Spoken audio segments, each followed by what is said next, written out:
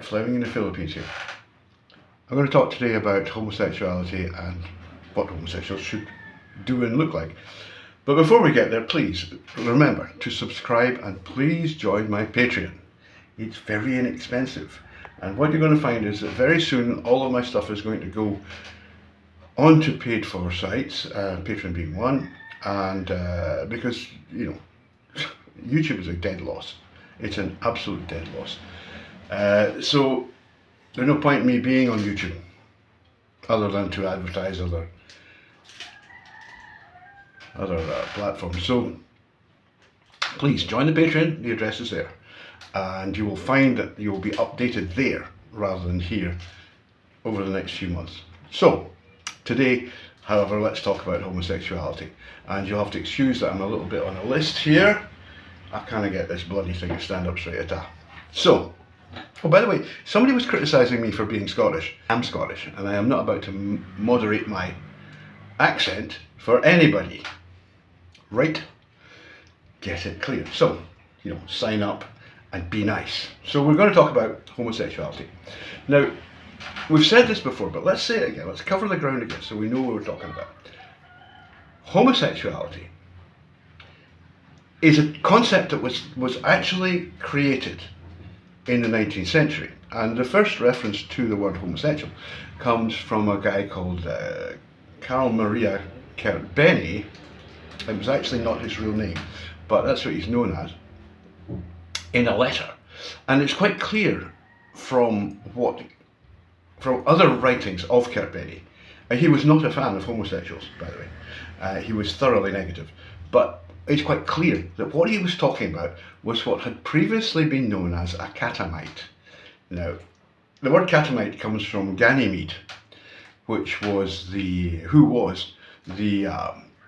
very beautiful young lad whom Zeus had kidnapped as his sex slave, or his lover, whatever you want, you know. Anyway, this boy was the receptive sexual partner to Zeus.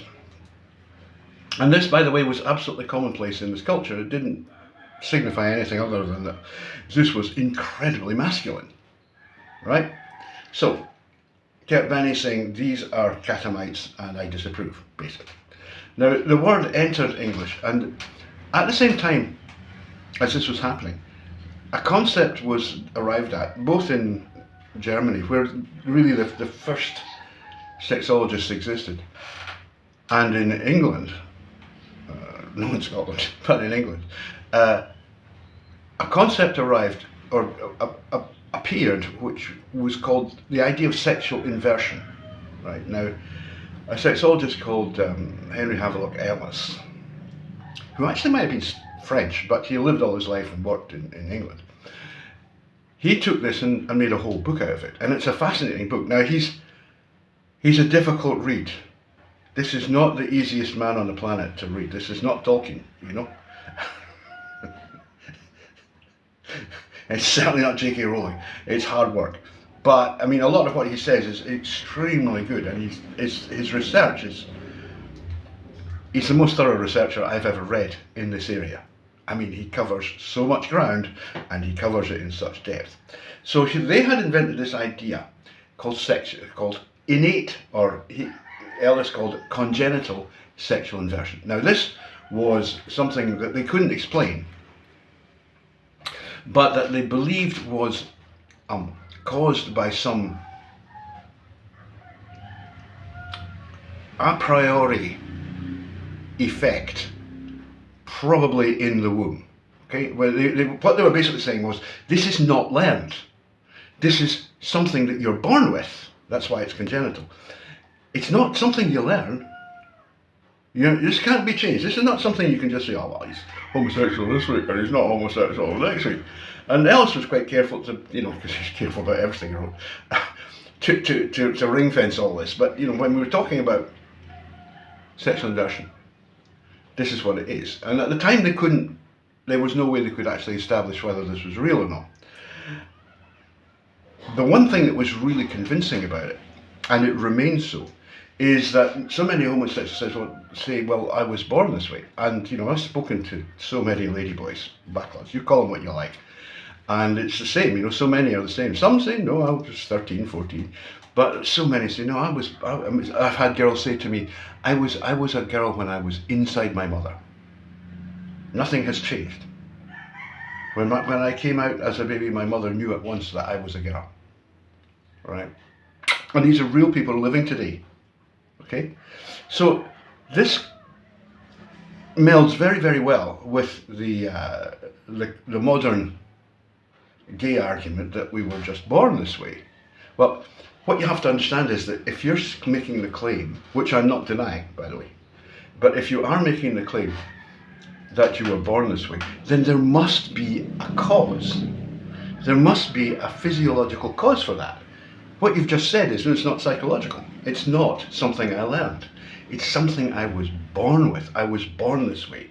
Therefore, whatever it is that did this happened at a time when I couldn't change it, I couldn't control it. And that points straight back to the idea of sexual inversion. Even though modern gays absolutely hate the concept. I don't know why. I've still never found out. I think that's because they think it implies femininity, which it does, but we'll come to that. Okay, so what we also know is that not all homosexuals are actually sexually inverted, right? So we have to be a little bit careful about how we use this word. How do you get to be a homosexual if you're not sexually inverted? And we know that the number of sexual inverts actually, statistically, is very small. Most of these issues, you know, these issues which are perinatal, it's not like large numbers of people, but there seem to be an awful lot of homosexuals. Well, one way that you can become a homosexual is to be penetrated anally and like it. And in many cultures, and this would have applied definitely. You know, we have the written records to the society that Pmen was living in. If you're a boy who is being penetrated by men, then the question arises, and you liked it, and you went, oh, I never expected that would feel that good, you know, which has been said to me, then there's a very good chance that you'll just stick with it. You'll go, right, okay, fine. This is how I like to have sex. I like to be penetrated. And you've made yourself a homosexual, whether it's, you know, whether the society likes the use of that word or not. You're not a congenital sexual invert, but we could argue that you are in fact something like that you have an acquired sexual inversion. Okay? That it's something that you acquire. Now, why is that? And there seems to be a very strong link, and I'll explain why, between sexuality and gender. Okay? Now, we know that genuine sexual inverts tend to be extremely feminine if they're male, and there are very few female ones.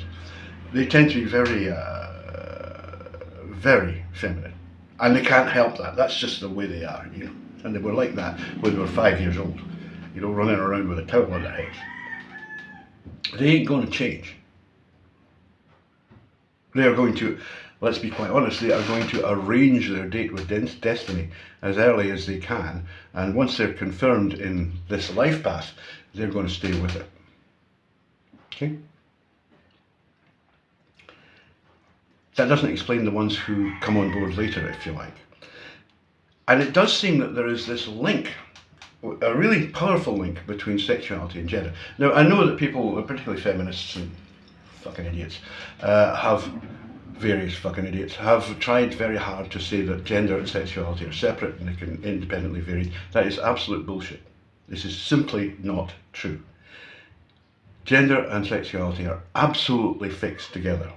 Okay, you can't change one without changing the other. And to be honest with you, it's really hard to change your sexuality. I've never really come across a successful example of this. I mean, they might be out there, but I personally have not come across them. Now, if you are a homosexual, that is, you are a male who wants to be penetrated by men, then how are you going to attract those men? Because you have to remember that Men are repulsed by masculinity.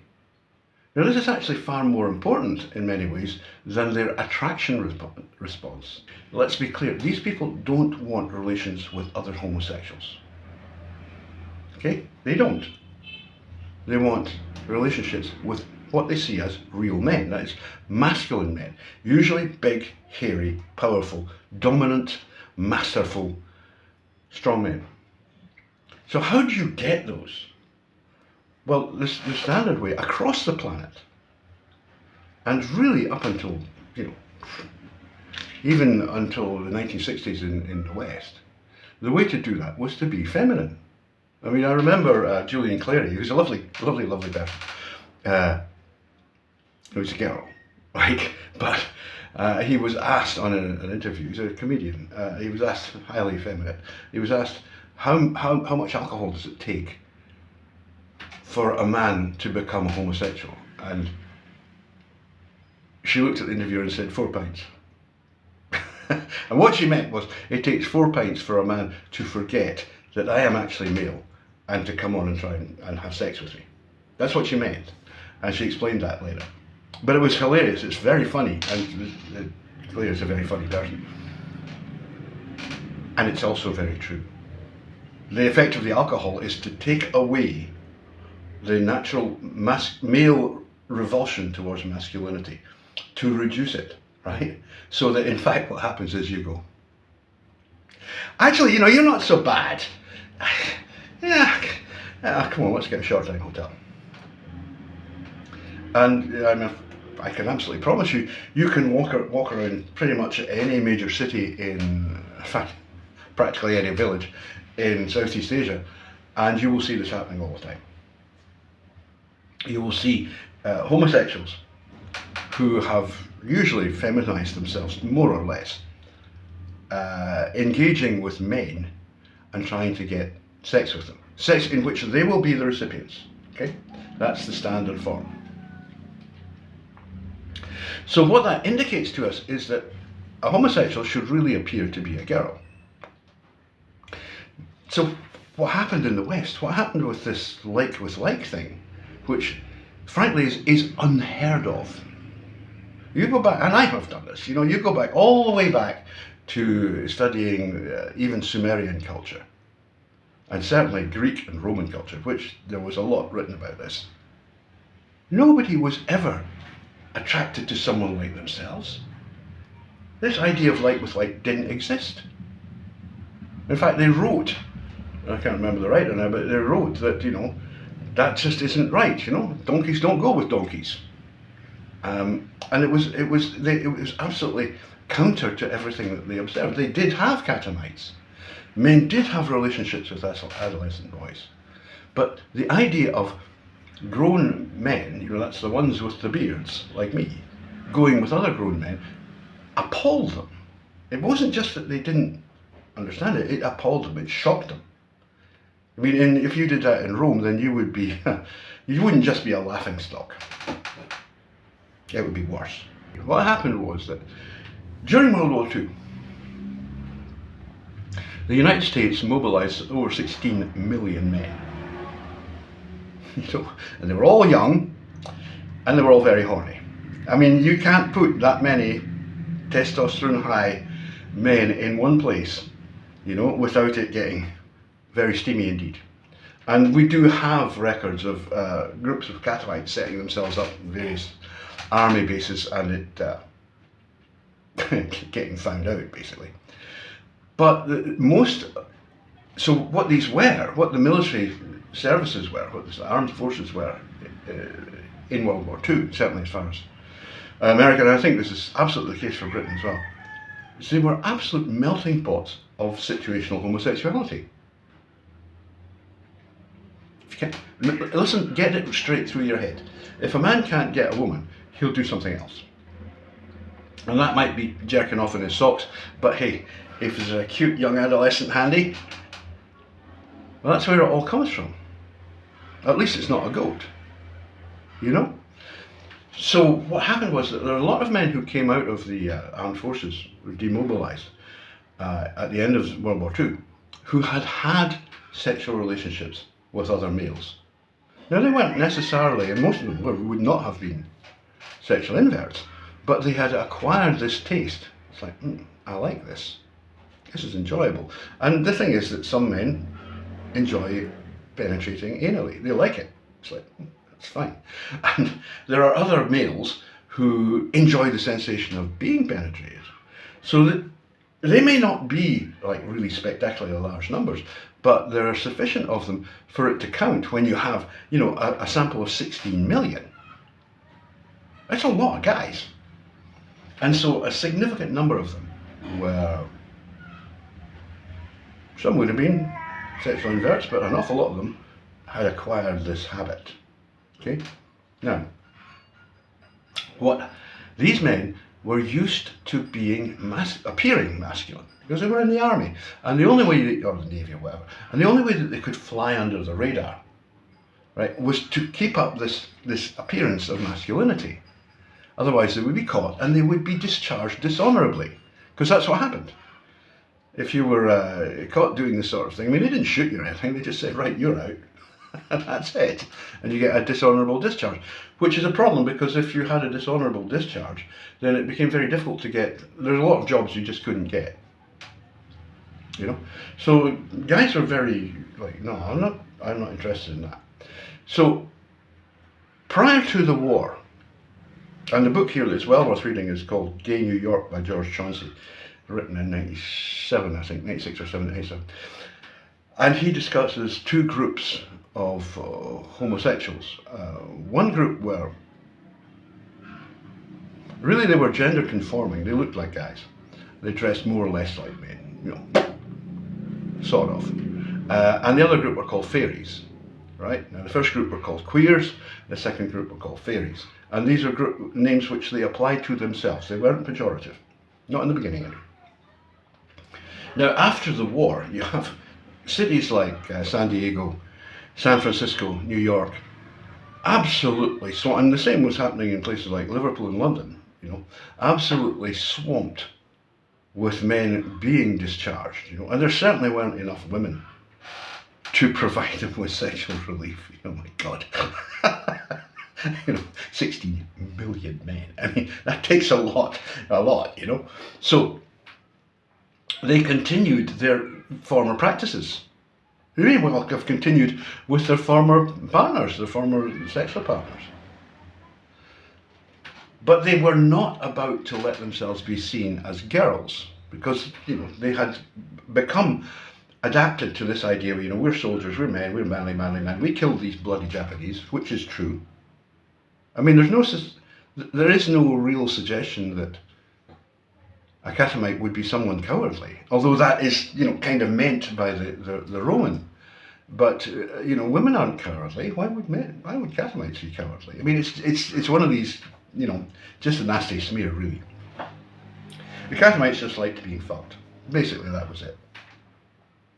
So that caused a big issue during the 50s and 60s, and it actually developed into a political movement, which is, I've said this before, it's called the accommodationists or the assimilationists. And these were basically like the queers, and that word keeps coming up. You know?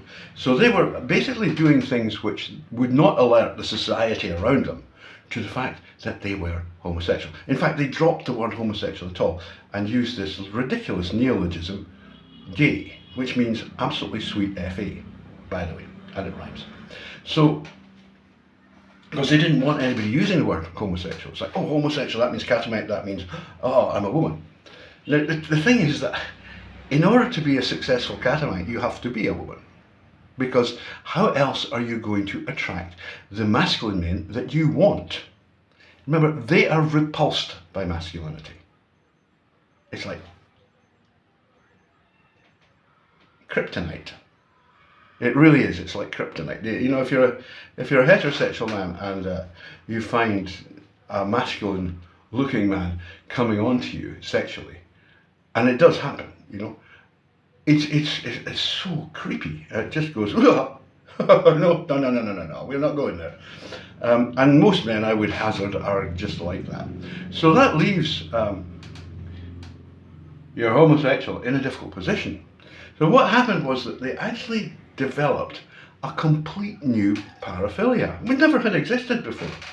And that was in which they came to love the image of themselves, but as masculine men. Now, prior to that, homosexuals had always been feminine, and that is what you see here. Trust me. You go across, and certainly in working class, Filipino society, same in Thailand, same in Cambodia, same everywhere. Gays are extremely feminine. And the gays don't see, they call themselves gays here. This is the Asian use of the word gay, which is basically ladyboy, right? They don't see any difference between a ladyboy who wears a suit and trousers and a ladyboy who wears dress and has long hair. They just say one's a short hair, one's a long hair. Because they understand that the important thing is what she does in bed. And what she does in bed is she takes men inside her. Are we clear with this? It's absolutely basic. There is no difference between a transsexual homosexual and any other homosexual except for the way they appear. They want the same thing, which is, cucumber. Applied firmly, anally. So, this group, these people in the West, in the 60s, they formed a group called the Assimilationists because they looked like ordinary guys. And so that was going to be more acceptable to the society than looking like girls. And they didn't want to get beaten up, which is fair enough. And so they had this movement which became completely dominant in the United States in a very short period of time. Such that in 2003, Mike Bailey could write that, the old style feminine gay had practically disappeared, or what he called transgender homosexuality had practically disappeared. Well, yeah, because they had all become pseudo-men. They had developed a paraphilia which is exactly similar to autogynephilia, and it's called autoandrophilia. And what it is it's the love of the self as a masculine man, right? And so these people became absolutely obsessed with themselves as being, oh, look how masculine I am. And they were going with other men who were doing the same. Right? And that's why you get the clone gay scene. You can't say they're not homosexual. They are homosexual. But this is a very different form from the one that, or the ones, there are several, that were known previously. And certainly when you come here, well, these people, they do exist, but they're very rare, and they're constantly moaning about the fact that nobody will take them seriously. I mean, here they're called Pmentas, or Pmen, or sometimes macho gays. It's like, you're not serious. You're a girl pretending to be a man. That's what it means. And they find themselves really, they find this offensive. I don't blame them, but it's the truth. They are girls, and they are pretending to be men. And all the girls who are girls and who are not pretending to be men go, what are you doing? This is ridiculous. You're just being stupid. Just be a girl. Take the pills, wear the dress. Have done with it. That's why you have so many ladyboys in Asia. It's like, well, why bother being a conventional homosexual? I mean, it's so dull. This way, God, you get to dress up like a goddamn princess, and you get to compete in pageants. They actually have macho gay men pageants, and it's really a bit much, Sweaty, oily men in muscle-bound men in G-strings. Well, it's definitely not my thing. When we look at homosexuals, we have to realise that either they are individuals who have congenital sexual inversion, which is probably only a minority, or they are people who have acquired a form of sexual inversion through practice, right? Basically, they've been goofed, usually at an early age, quite frequently by a male relative, and they've gone, yeah, that's great, I love that. God, that feels so good. And so they just model their life around that. It's like, yeah, that's fine, that's enough for me. And you have to remember that in a culture like this one, it's not the same as, well, it's becoming the same in the West. But what's the advantage of being a man? You know, you get to work like a dog until you die, and nobody cares. You smoke, you drink, you drive a tricycle. What kind of a life? Whereas, if you're a ladyboy, wow. Well, you know, not all ladyboys are gorgeous, but you do have the chance to be, you know, the dancing butterfly. You do have the chance to be beautiful, to be lionized, for people to say, my God, you know, I saw you in that pageant last night. You're gorgeous. And you're sitting there going, who, little me? You know, and even men. You know, it's one thing the Westerners really don't understand is that these ladyboy pageants, half the audience is men, more than half. I mean, they're probably sitting in the back rows so they can't be seen, or they're watching from from in the gods. But they're absolutely mesmerised by the spectacle of beauty that's being put on in front of them. Mesmerised. They love it. I mean, their wives and girlfriends, they're not on that level at all. I mean, they're beautiful girls themselves, but there is definitely something about ladyboys that makes men go, oh, look at that, look at the legs on her, oh, I can't stand it. That's what happens. And so this comes to this question, what should a homosexual look like? Well, quite obviously, a homosexual should just look like a girl. That brings her sexuality and her gender back into alignment. She's a girl sexually, she should be a girl socially. What's the problem? But the Americans have this problem, and it's called egalitarianism. So they invented all this absolute bullshit about like with like, and you know, these switching relationships, which in this country would be called bisexual, where men have to do for each other, you know. It can't always be me being the girl, I have to be the guy sometimes, you have to be the girl. And for a homosexual here, that's just utter crap. They don't have anything to do with it. They go, what? I mean, I've spoken to girls who said this, what? The very famous one, which this was a girl, and she was actually a competitor in a pageant. I can't remember her name, she's well known. And they asked these questions, you know, these difficult questions, which are supposed to put the girl on the spot so that she can, you know, express herself. And she was asked, would you ever have a boyfriend who was gay? And she said, what? No way, I don't want to eat my own ass. Everybody goes and laughs their fucking head off, because it is not only absolutely hilariously funny, it was absolutely true. They won't. They're not interested. It's like, no, I'm the girl. You're not going to get into a lesbian relationship with another girl, which is exactly how they would see a relationship with another ladyboy. It's not going to happen. So you have such a huge difference here. You know, in the West, it's, yeah, I would say that these relationships between, like, what's that fucking US senator called Pete Buttigieg and all these guys, you know, it's two guys with a beard. It's just like, please be serious. Please get real. And that whole thing about, oh, the ideal gay relationship is between a 35-year-old doctor and a 35-year-old dentist, you know, it's like, just stop.